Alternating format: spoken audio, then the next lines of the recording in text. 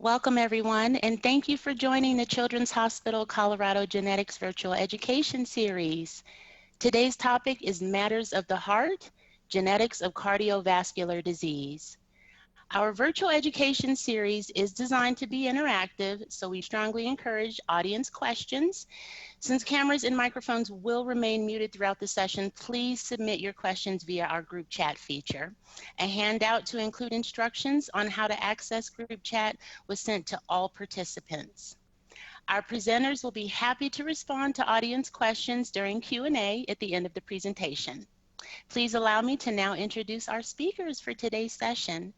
Dr. Jessica McFall, Fellow with Genetics and Metabolism with Children's Hospital Colorado, and Leslie McCallan, Instructor and Certified Genetics Counselor with Genetics and Metabolism, Children's Hospital Colorado. Thank you all for joining us today. Now let's begin.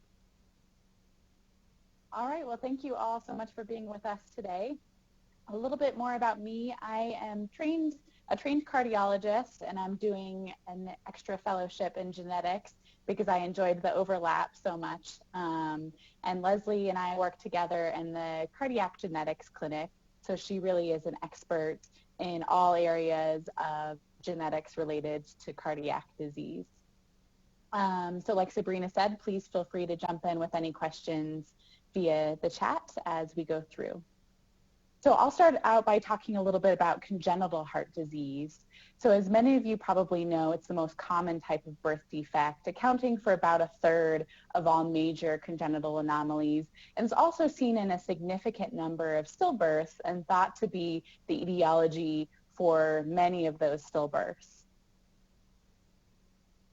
And really, congenital heart disease has changed significantly over the past couple of decades. Previously, more than half of all infants who were born with congenital heart disease would die within a couple of days or within the first year of life. Now, more than 75% of those children who survive the first year of life are living into adulthood, and many of those individuals are having children of their own. Even individuals with relatively severe congenital heart disease like hypoplastic left heart syndrome have the capability of having children of their own. So we're certainly seeing the genetics of congenital heart disease in a whole new way compared to a couple of decades ago.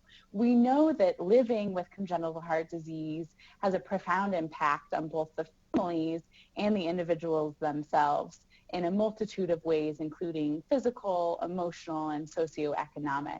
So understanding why congenital heart disease happens is really important, not just for discussing recurrence risk with families, but also because we might have the ability in some cases to help families decide if they want to do things like pre-implantation genetic testing if they want to be sure that they do not have a child with congenital heart disease. So congenital heart disease is a huge spectrum, anywhere from a relatively mild congenital defect like a bicuspid aortic valve or an atrial septal defect, much more severe, life-threatening and life-limiting heart disease like hypoplastic left heart syndrome or some forms of double outlet right ventricle. So it really runs the whole gamut. Most of the lesions that you're going to see in a general pediatrics office or even in a general cardiology office are going to be those milder lesions like a PDA, an ASD, or a VSD. And certainly those individuals would be expected to grow up and to have children of their own. So understanding the genetics and the causes for congenital heart disease, like I mentioned before, is really important. We certainly know that environmental factors or non-genetic factors play a significant role in congenital heart disease. Things like maternal exposures to drugs, to alcohol, to different medications, as well as infections in the inter-utero period can cause congenital heart disease. But we're also learning that there are a number of other factors like maternal obesity, diabetes, high cholesterol, and even things like twinning or older parental age can all contribute to a higher risk of having congenital heart disease. In regards to the genetics, I think the overall takeaway message is that the genetics of congenital heart disease overall are quite complex. As you can see on this graph, more than 50% of cases at this point in time are of an unknown etiology. Probably it's thought that there's a multitude of both genetic and environmental factors that come together in many cases of congenital heart disease to cause the defects that we see. We do know, though, that more and more single gene disorders are being identified. So that would be the known gene inherited, but also de novo, meaning brand new in that child, so not inherited, single nucleotide variants. So a single spelling change in a single gene can cause congenital heart disease. Probably more commonly, we know that aneuploidies like trisomy 21, 13, and 18 have a very high risk of congenital heart disease. The copy number variants, so a common one would be DiGeorge syndrome or 22q11 deletion syndrome, is associated with a much higher risk of congenital heart disease compared to the general population. Overall, we're still continuing to learn and have a long way to go in understanding all of the causes of congenital heart disease. This slide shows the aneuploidy syndromes that are associated with congenital heart disease. So like I mentioned, trisomy 21, 13, and 18. Turner syndrome as well is another common one that you might see in a general pediatrics clinic. I would say we are certainly seeing a number of families who are deciding to continue pregnancies when their fetuses are diagnosed with trisomy 13 or 18, and many of those individuals are now living into childhood or even adulthood. So learning how to care for those patients and their congenital heart disease is becoming more important in pediatric cardiology.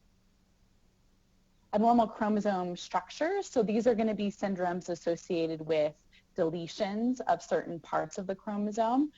Commonly, you're going to see DiGeorge syndrome, but other common syndromes that I think we all were tested on in our boards include things like Cri-du-Chat, Williams syndrome, and rare syndromes like Jacobson.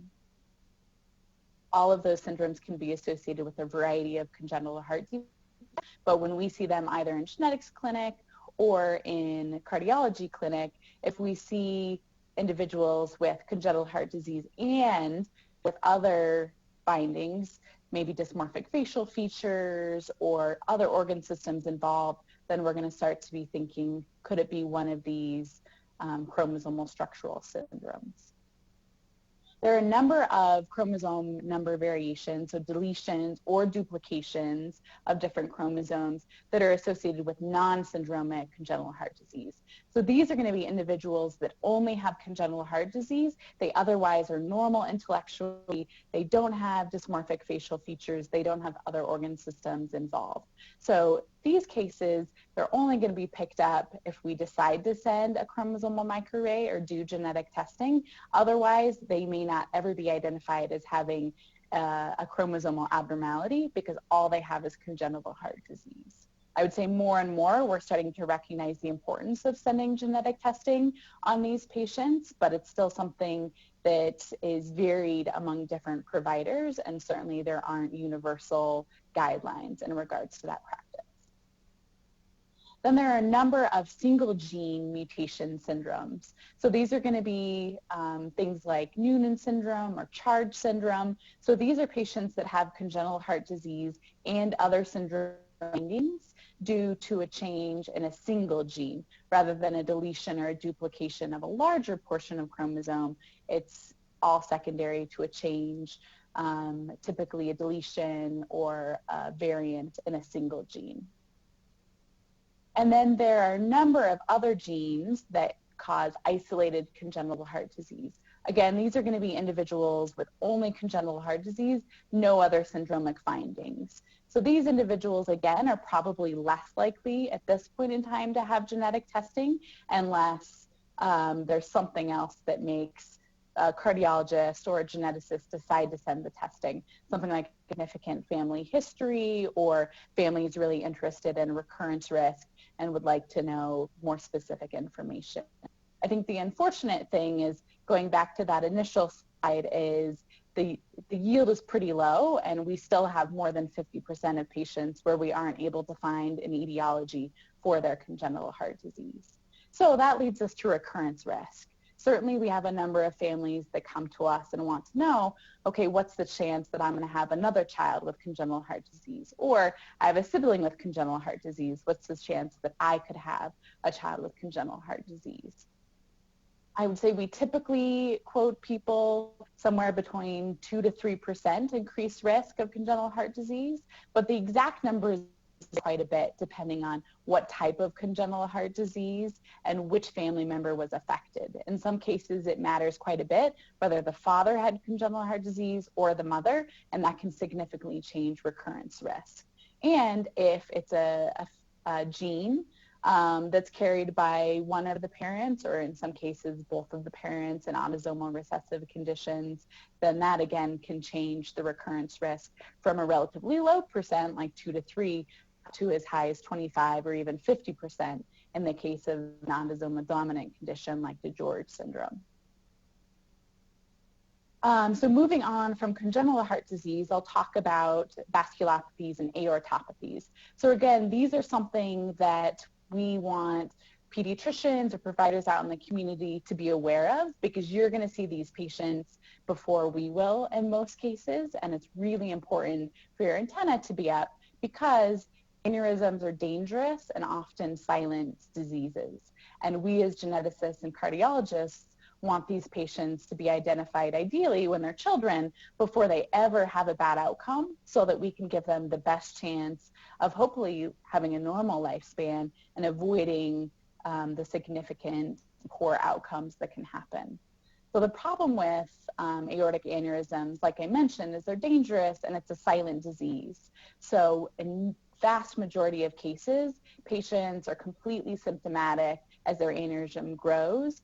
And by the time they've dissected or the aneurysm has ruptured, in many cases it's too late for them to get the medical care that they need in order to avoid death.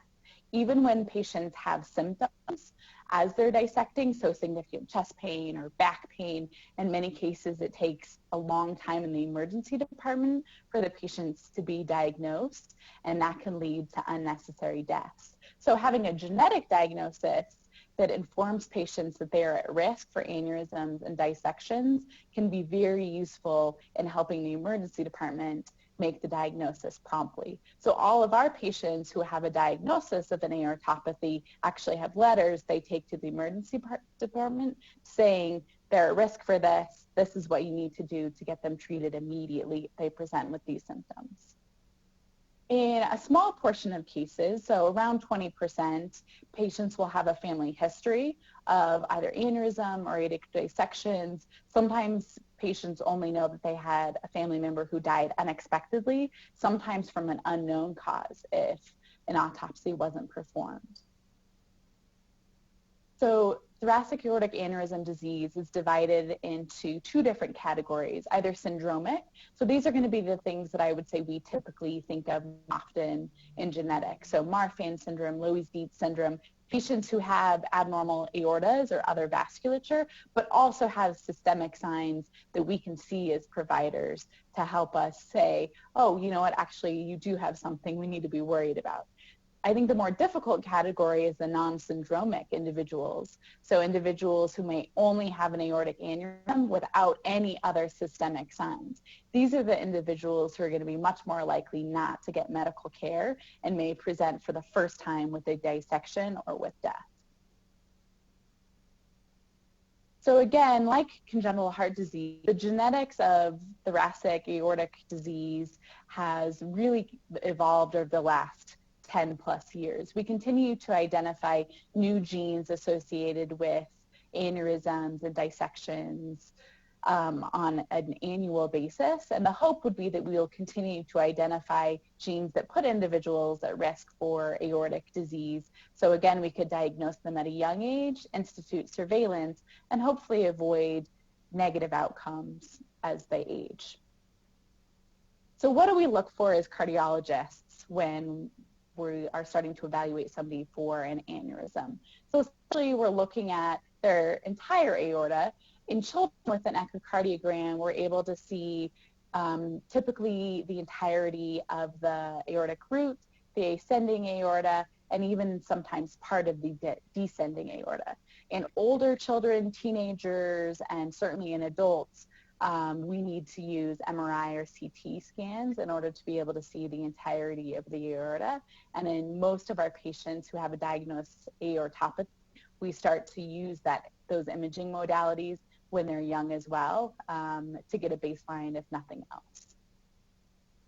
We start to worry about an aorta when the Z-score in children is greater than 2. So that tells us the aorta is dilated, and that's something that we would continue to follow throughout an individual's life. We have many patients who have dilated aortas without a diagnosed genetic condition, and we continue to follow them as if they had a genetic diagnosis if we otherwise aren't able to explain their aortic dilation. So these are a number of genes that are associated with aortic dilation. You can see these genes here, the TGF, BR1, 2, SMAD3 are associated with Loeys-Dietz syndrome. In those patients, the guidelines are to do an aortic replacement once the aortic size starts to get above 4. You can see in genes associated with Marfan syndrome or some other disorders associated with aortic dilation, the aorta typically isn't replaced until the diameter gets above 5. Again, that's in adults. It's going to be different in children, and that's going to really depend on their size and the rate of aortic growth. So if you have a patient that presents to your clinic, we always hope they read the book and they look just like this. So this is a tall, thin young man, long fingers, has a pectus, thin body habitus, flat feet. So it would be great if they all walked in looking like this. And he, of course, has Marfan syndrome. I will say that we see a number of patients in clinic who have Marfan syndrome and don't look like this at all. So FBN1 is the gene associated with Marfan syndrome. There are around or more than 1,800 different mutations in that gene that have been associated with Marfan syndrome. But we know that patients can have pathogenic mutations in FBN1 and not look like they have Marfan syndrome. So they may not be tall and thin and have eye abnormalities. They may be a non-syndromic case, in which case they would still be at risk for having an aortopathy, but they may not look classically like somebody who has Marfan syndrome. We know that patients with Marfan syndrome are at an increased risk for dissection as they get above 5 centimeters. So the recommendations are to do an aortic replacement typically before they get there or just as they get there. Again, with the goal of trying to prevent these patients from having a fatal complication that could be prevented. Right now, like I mentioned, there are more than 1,800 different mutations, and we don't manage patients differently depending on which mutation they have, but that may change in the future as we understand more about what the different mutations mean for how patients present. Moving on to another condition. So again, it would be great if they all walked in like this. So a thin patient with thin translucent skin might have an abnormal uvula or split uvula, some scoliosis, long fingers, pectus, some small joints, hypermobility. They can have abnormalities in their aorta as well as other blood vessels. So this patient has Loeys-Dietz syndrome. And again, patients do not read the book, so they certainly don't all come in with all of those signs and symptoms. Sometimes they have very few of them.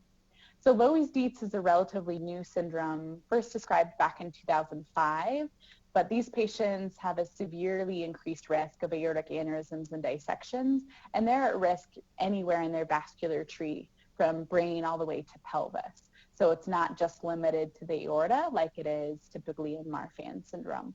There are a number of different mutations in different genes that have been associated with Loeys-Dietz syndrome, and the different mutations do impact the severity of how patients present. So there are different management recommendations depending on which gene is impacted in Loeys-Dietz. Loeys-Dietz does tend to be more severe than Marfan syndrome in regards to presentation because, like I mentioned, it can involve the entire vascular tree. So it is recommended that surgical intervention is done sooner, so at a smaller aortic diameter. And these patients have specific guidelines in regards to their surveillance when it comes to imaging. You can see here that there's a high mortality with a mean life expectancy of 37 years. That's something that we want to try to avoid. We want patients to be able to live full lives, and if they have a genetic diagnosis at a young age, then our goal would be to get them started on medication to prevent aortic dilation and to have adequate surveillance to prevent them from having a vascular complication that can be prevented. Certainly some patients in our clinic are diagnosed after a family member, sometimes a parent, has had a sometimes fatal event. And so we have the benefit in them of being able to give them a diagnosis at a young age to prevent them from having mortality at a much younger age than we would hope for. Ehlers-Danlos syndrome. So this is something that comes up on probably a daily basis in genetics and in cardiology clinic.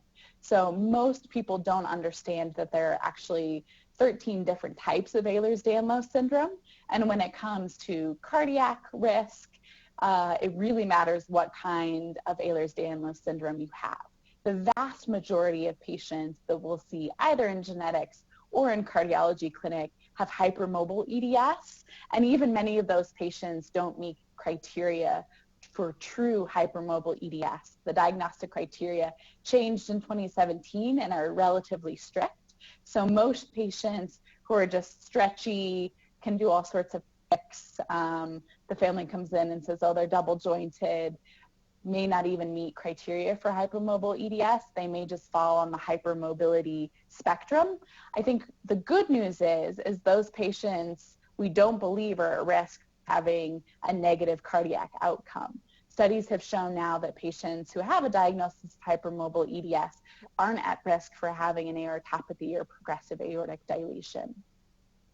However, there are other types of EDS where we are much more concerned about negative vascular outcomes. So specifically, I'll talk about vascular EDS, which is a much, much rarer type of EDS, accounting for around 5 to 10% of all EDS cases. So you're much less likely on the stretchy spectrum. Vascular EDS is caused by mutations in COL3A1, which is a type of gene that encodes for a type of collagen.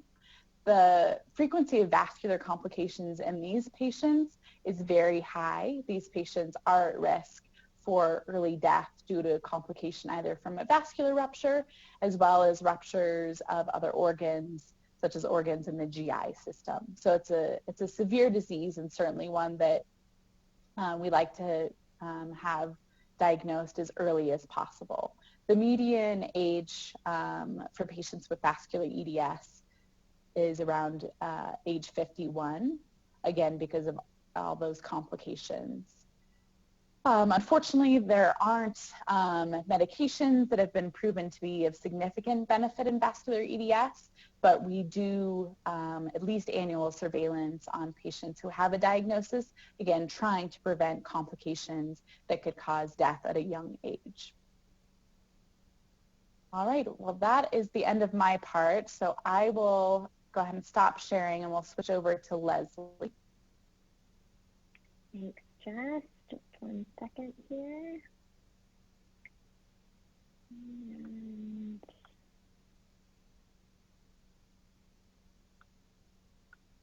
there we go. Okay, so can everyone hear me okay? Great. So yeah, Jess spoke about the congenital heart disease and vasculopathies, aortopathies. So I am going to chat about the cardiomyopathies and arrhythmias that we follow in our clinic.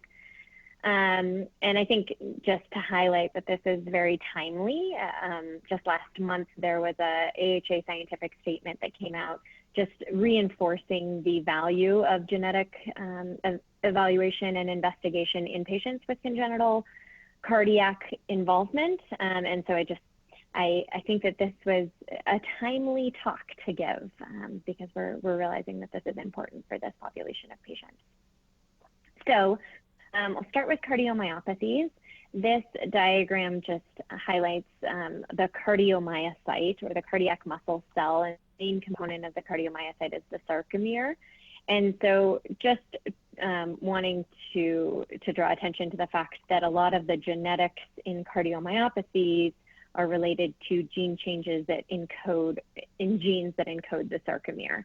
And so words associated with that would be also myofibrils, myosin, actin, tropomyosin, and troponin. And these are the important structural components of the cardiac muscle. So again, a cardiomyopathy, as you can tell by the name, is an abnormality in the cardiac muscle. And as you can see in the left diagram there, the cardiac muscle is the component that is more, I'm sorry, am I still connected?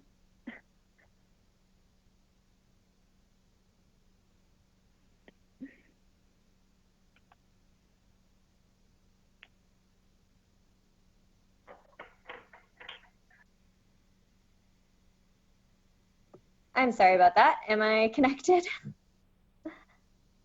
Yes, we can hear you and see you, Leslie. Okay, sorry. I don't know what happened there. Let me reshare my screen. Here we go. Okay, I think I'm back where I left off. So again, the cardiac muscle cells are the most important part of cardiomyopathies. So when we think about cardiomyopathies, they're divided into a couple of different primary types, and hypertrophic and dilated cardiomyopathies are the most common. So some symptoms that patients present with would be breathlessness, swelling, fatigue, and in some cases, dizziness to the point of syncopal episodes. So to start with hypertrophic cardiomyopathy, this is characterized by a thickening or an hypertrophy of the left ventricle.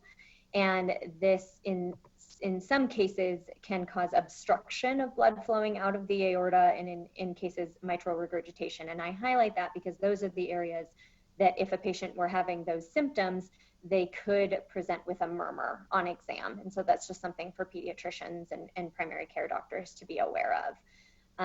60 to 70% of hypertrophic cardiomyopathy is thought to be due to gene mutations that encode components of the sarcomere. So I've highlighted here some of the genes that are most commonly seen in this population, and MYBPC3, the myosin binding protein C, and the beta myosin heavy chain, or MYH7 gene, make up the vast majority of those gene mutations. But there is a lot of heterogeneity. There are a lot of genes that have been found to be involved in sarcomere function, and we think there are still more that will yet to be discovered, that we will discover in the future. There are also syndromes that present with hypertrophic cardiomyopathy. So these would be patients with more systemic features. And the most important of those syndromes to identify is Noonan syndrome, or RASopathies, the Noonan spectrum disorders. But we do see hypertrophic cardiomyopathy as a feature of other systemic syndromes. So just highlighting that when we think about hypertrophic cardiomyopathy in infancy, there's immediately in the neonatal period, we have to ask the question of diabetes in the mother, because that can present with a thickening of the fetal cardiac muscle. But after that period, the most common cause of hypertrophic cardiomyopathy in individuals under age 1 is Noonan syndrome, or Noonan spectrum disorder. So that should definitely come to the top of our differential if we're seeing hypertrophic cardiomyopathy in young kids. Just to highlight that if we were to do a typical hypertrophic cardiomyopathy panel, which would normally encompass about 50 genes, approximately half of those genes would be associated with syndromic presentations, and the vast majority of those being RASopathy genes. So when we do these panels, we are looking for genes that are causing kind of more idiopathic, isolated hypertrophic cardiomyopathy, as well as syndromic causes. Moving on to dilated cardiomyopathy, this diagnosis, or DCM as I'll call it, is established when there is both enlargement of the left ventricle and systolic dysfunction, which is measured typically by an ejection fraction lower than 50%. Dilated cardiomyopathy can be due to acquired causes, things like toxic agents, infectious agents, and metabolic causes. And it can also be due to syndromic causes, or non-syndromic genetic, otherwise known as idiopathic causes. So we think about all of those things when we identify a child who's presenting with dilated cardiomyopathy. Again, highlighting the cardiomyocyte, we've talked about the sarcomere and the genes involved in that process, and knowing that they can cause hypertrophic cardiomyopathy, but mutations in those genes can also cause a dilated cardiomyopathy presentation. And then elsewhere, genes encoding other components of the cell, including the sarcolemma, the dystrophin-associated protein complex, the desmosome, the sarcoplasmic reticulum, and then other aspects of the cell. Genes encoding any of these aspects of the cardiomyocyte, mutations in those genes can and have been known to cause dilated cardiomyopathy. So we kind of run the gamut of involvement in the cell here. Again, there are syndromes that are known to have dilated cardiomyopathy as a component, and one of the main categories we think about here is muscular dystrophies, so things like Duchenne muscular dystrophy, Becker, as well as the limb-girdle, Emery-Dreifuss, and some of the other types of myopathies that we see. There are also mitochondrial causes of dilated cardiomyopathy, namely one of the ones that most frequently comes to mind is Barth syndrome, or mutations in the tafazin gene, or TAZ. So these are also on our differential when we identify children with dilated cardiomyopathy. Again, looking at just kind of a generic or a typical panel for dilated cardiomyopathy, just to note that there are about 23 genes in this panel of 55 that overlap with the hypertrophic cardiomyopathy panel, and I've highlighted those in blue. So again, just highlighting the fact that there is overlap between these two syndromes, and that different mutations in these genes have been known to cause different phenotypes. And then fewer syndromic causes in this panel, but they certainly are there. And then just to note that RAF1 is the only Noonan spectrum disorder that has been associated with dilated cardiomyopathy, so we're not quite as worried about that in the presence of a dilated cardiomyopathy phenotype as we would be in a hypertrophic cardiomyopathy, but it can happen, it has been reported. Lastly, arrhythmogenic right ventricular cardiomyopathy, or ARVC, which was previously referred to as arrhythmogenic right ventricular dysplasia, or ARVD, so you'll hear those terms interchanged. But this is a form of cardiomyopathy where there is progressive fatty replacement of the myocardium, and that predisposes to arrhythmias in that cardiac muscle, which can lead to sudden death, and particularly tends to show up in young individuals and athletes. So a lot of times when you hear the story of a collapse during a track meet or a basketball game, we think about ARVC being on our differential. This primarily affects the right ventricle, but it can also involve the left. And there's a highly variable disease presentation, even amongst family members who share the same mutation. So, you know, it's not always clear from a family history. ARVC is most commonly caused by mutations in genes encoding the desmosome.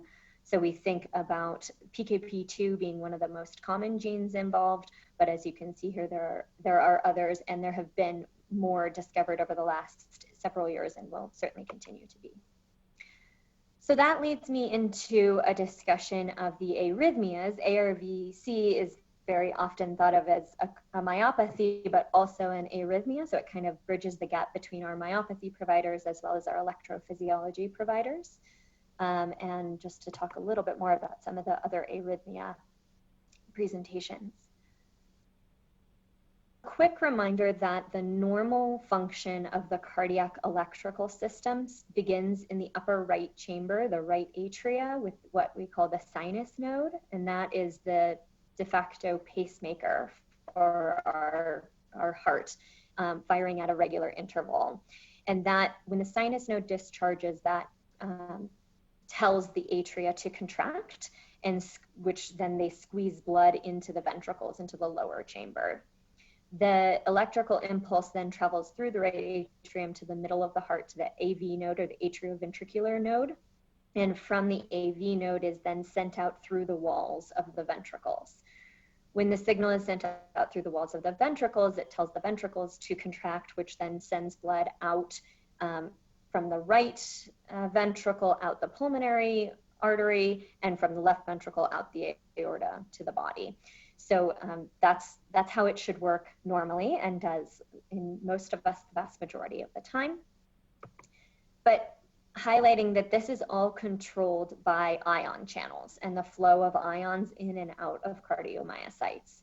So you will sometimes hear arrhythmias referred to as channelopathies because they are abnormalities in, or they are caused by mutations in that cause abnormalities in these ion channels. It's important to note that mutations in these genes can cause a channel to gain function or to lose function. Sorry about those beeps. My power just came back on. To gain function or to lose function, and that can lead to different phenotypes. For example, that one of the most well-known or well-documented is that in the SCN5A and that sodium channel, a gain of function of that channel can result, or does result, in long QT syndrome type 3, but a loss of function leads to a Brugada syndrome phenotype, and we'll talk about each of those in a little bit more detail. But it's not just about whether there's a mutation in those genes, it's what does the function of that mutation lead to. And so this is just a diagram showing that there are potassium channels, sodium channels, calcium channels, and a calcium-potassium exchanger that are important for the correct function of cardiomyocytes. And again, that each of these channels has a gene or a set of genes that encodes them. So when you think about mutations in these genes, you have to think about how does that adversely affect the channel that it is encoding. So one of the most common arrhythmia phenotypes that we see in pediatrics is long QT syndrome. This is highlighted or characterized by a prolonging, as it sounds, of the QT interval. So a normal EKG, the QRS is the complex when the ventricle fires, and then it resets with the T wave. And in long QT syndrome, there's a prolongation of that Q to T measurement. And that can cause syncopal episodes and in some cases sudden death. Long QT syndrome is typically an autosomal dominant disorder. It is typically due to mutations in the KCNQ1, KCNH2, or SCN5A gene, again, gain of functions in SCN5A. And that, depending on the literature, can account for up to 92% of patients with long QT syndrome. But there are certainly patients who have other mutations, more rare genes, and plenty of patients who have long QT syndrome by EKG and by clinical evaluation, but we cannot identify a genetic etiology for them. It's also important to note that there are autosomal recessive forms of mutations in KCNQ1 or KCNE1 that are inherited in an autosomal recessive form cause a phenotype called Jervell-Lang-Nielsen syndrome, and that is characterized by long QT syndrome accompanied by congenital deafness. So that is one reason why you sometimes hear of electrophysiologists or cardiologists asking about hearing loss in a family history, because it can lead them to think about that diagnosis in their differential. And then again, there are other genes that have been described, but in more rare cases in just one or two families in a lot of cases. So these days, a long QT syndrome panel typically involves around 15 to 20 genes, but the three, KCNQ1, KCNH2, and SCN5A, certainly make up the vast majority. Brugada syndrome is characterized by another different Brugada pattern on the EKG, and there are a couple different types of Brugada patterns. This is also inherited in an autosomal dominant pattern, and SCN5A is the most common gene involved, but it actually only accounts for about a third to a half of patients with Brugada syndrome. So there have been other genes reported, but again, they add fairly small amounts to the yield, maybe 1% each. So there are certainly people who remain genetically elusive with Brugada syndrome. And we often only identify a genetic etiology in fewer than half of those patients. For that reason, genetic testing isn't typically recommended in the absence of a diagnostic EKG, because it can't really be relied on for that diagnosis. And from a pediatric perspective, it's important to keep in mind that Brugada syndrome is typically an adult onset condition and really often you see the first cardiac manifestations, the syncopal episodes, things like that, during adulthood.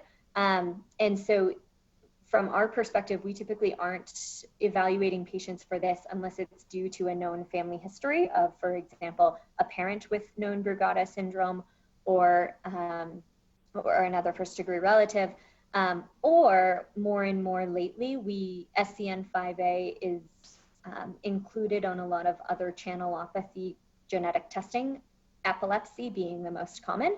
So we have recently been asked to see a lot of patients in cardiology clinic who have been identified to have SCN5A gene variants on other testing, that patients were tested for other reasons like epilepsy, and we're following up from that. But it's a little bit tricky in patients who don't have a characteristic EKG pattern, but they're children, and we're not sure if that might be something that they manifest later in life. So Brugada syndrome remains kind of a tricky one, particularly in pediatrics.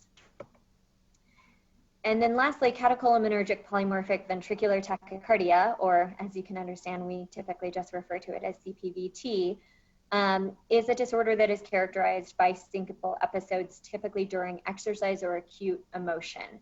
The two main genes that have been described to cause CPVT are RYR2 and CASQ2, and RYR2 causes an autosomal dominant presentation, CASQ2 is inherited in a recessive pattern. These are expected to explain up to about 60% of patients with CPVT. There are other genes that have been associated, but rarer causes, and again, up to 40% of cases remaining genetically elusive. But these are patients that often present with the history of a collapse during a track meet or something like that, because the catecholamine surge that they experience triggers ventricular tachycardia. In severe cases, that can lead to ventricular fibrillation and sudden cardiac death. So this is an important diagnosis to identify and to treat, and knowing which patients might benefit from things like medications or potentially implantation of defibrillators or pacemakers. Again, overlap is something we see here. So there are genes that have been known to cause long QT syndrome, highlighted in green, but they're also known to cause a Brugada syndrome phenotype, different mutations in those genes, and then some also known to cause a CPVT kind of phenotype. So often when we're evaluating these patients, because there's phenotypic and genotypic overlap, we will order a comprehensive arrhythmia panel to try and encompass all of those and make sure that there's nothing that we're missing. And I didn't discuss today short QT syndrome. That's one that we less often see in our clinic. So just a couple of cases to highlight this real quick. The first one was a 17-year-old male who was in wrestling practice and passed out. He fell to his knees and then face forward to the ground. He underwent about 4 to 5 minutes of CPR and 2 defibrillator shocks and was transported to a local hospital and then Children's Hospital. There was a little bit of a red herring in that his echo initially showed a dysplasia of his pulmonary valve. And so we followed that for a little bit, but ultimately felt like there was probably something going on underlying with his heart muscle or electrical system. So we sent an arrhythmia and cardiomyopathy panel. He, in the meantime, while we waited for those results to come back, had an internal cardiac defibrillator placed. And his genetic test results then came back a couple weeks later with a variant of uncertain significance in the RYR2 gene. We then tested his parents, and they both were negative for this mutation, so it was found to be de novo or brand new in him, and as a result, the lab reclassified it to a likely pathogenic variant. So this child now has a diagnosis of CPVT related to an RYR2 mutation, and that seems to explain his presentation. Another case that was somewhat similar to this was a patient who, a 17-year-old female, collapsed in her pantry at home, not during any exercise or exertion. She had CPR administered and was transported to Children's Hospital. Again, we sent an arrhythmia and cardiomyopathy panel, And in the meantime, her echocardiogram showed thickening of her heart muscle. Her family history was unclear, but her mother reported that her mother's maternal half-sister, who she had very little contact with, maybe had a heart disease, and the word hypertrophic cardiomyopathy seemed to ring a bell for her. So it certainly increased our suspicion from that standpoint. So we thought about that while these test results were coming back. Unfortunately, the test results were not quite clear. The results showed a variant of uncertain significance in the FLNC gene, which normally mutations in the FLNC gene cause a systemic muscle disorder called myofibrillar myopathy, and that was not quite consistent with what we were seeing in this family.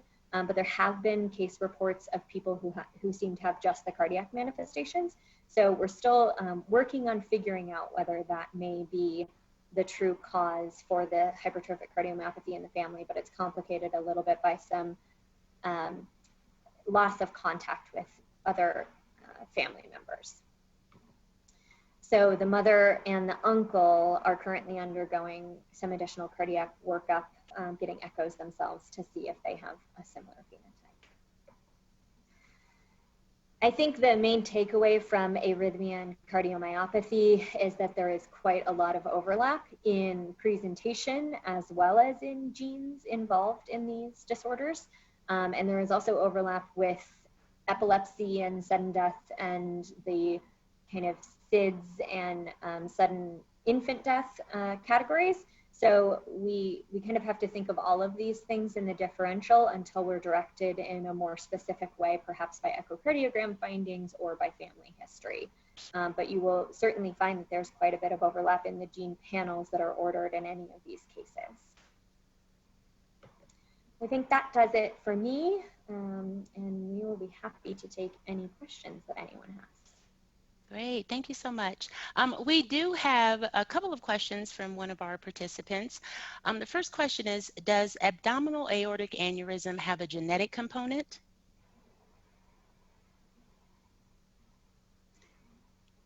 We'll let Jess, if you want to answer that for abdominal aortic aneurysm. I assume they mean like in adulthood. It didn't reference that. Okay. I would say potentially. So we know that there are some vasculopathies that can affect the entire vascular tree. So something like Loeys-Dietz could certainly be a cause of that, but also lifestyle factors like smoking or hypertension can also play a role. Anything that you would add to that, Leslie? No, I think that's absolutely true. We often tell our patients with aortic aneurysm, genetic risk for aortic aneurysm, that we try and protect them as they get older and think about things like medications, but we of course want their lifestyle factors to help them out too. So avoidance of smoking, drinking, obesity, those kinds of things. So a lot of times when there's just an isolated incident of abdominal aortic aneurysm in an adult, we think first about those lifestyle factors if a genetic etiology isn't otherwise suspicious. Great, thank you. One more question. I think this might be good for Leslie. Are patients with genetic cardiomyopathies candidates for heart transplant? Yes, and actually Jess has done a little bit of a project on this, so we've talked about this a lot, simply because particularly patients who have an isolated sarcomeric mutation and it does not affect the rest of their body system, there's really no reason why our group feels like that should be an exclusion for cardiac transplant. When a patient has a more systemic genetic disorder, they are still certainly, we still certainly evaluate them for transplant, but there are other factors that go into that evaluation, but we do not consider a genetic etiology for cardiomyopathy to be an exclusion for cardiac transplant. Great, thank you so much. I have another question that has come in. Have you seen any patients with Grange syndrome? Is that included in the panels? I am not personally familiar with Grange syndrome. I don't know, Jess, if you are. I'm not either. It could be included on the panels. Yeah. But I haven't seen it. We could certainly look, though, if that was a specific question. Yes, thank you, Dr. Prakash. Sorry about that. Thank you so much. If there are any additional questions coming in, I don't have any currently, but we are willing to wait a couple of seconds here for any additional questions from our audience.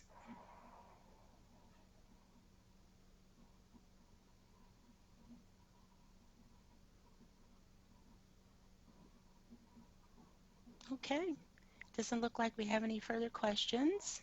So I guess we will go ahead and just wrap up just a few minutes early.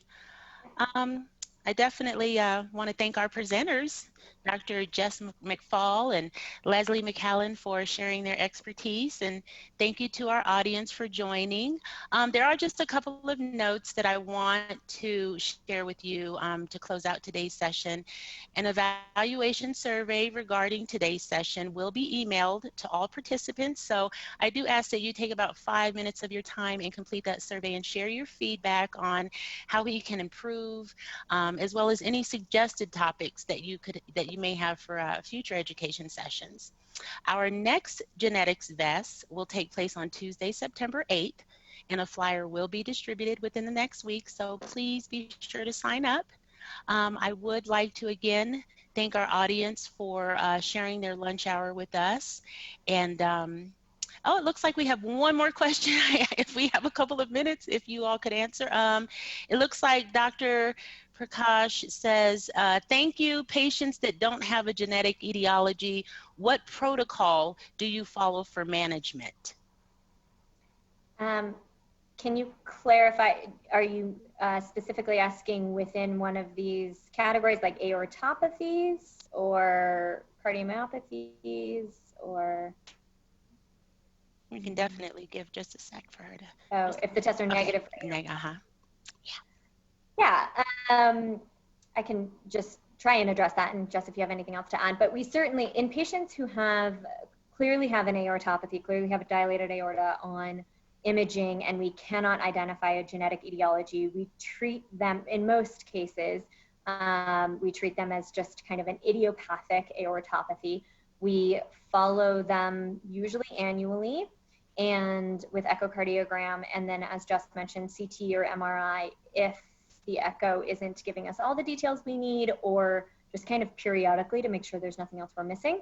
We still consider things like medications, the same as we would use in our patients with Marfan syndrome or Loeys-Dietz syndrome, to slow the rate of progression of aortic dilation. And we've definitely seen success in those patients. So even if a genetic etiology is not identified, we follow them very similarly to how we would follow patients for whom a genetic cause is known.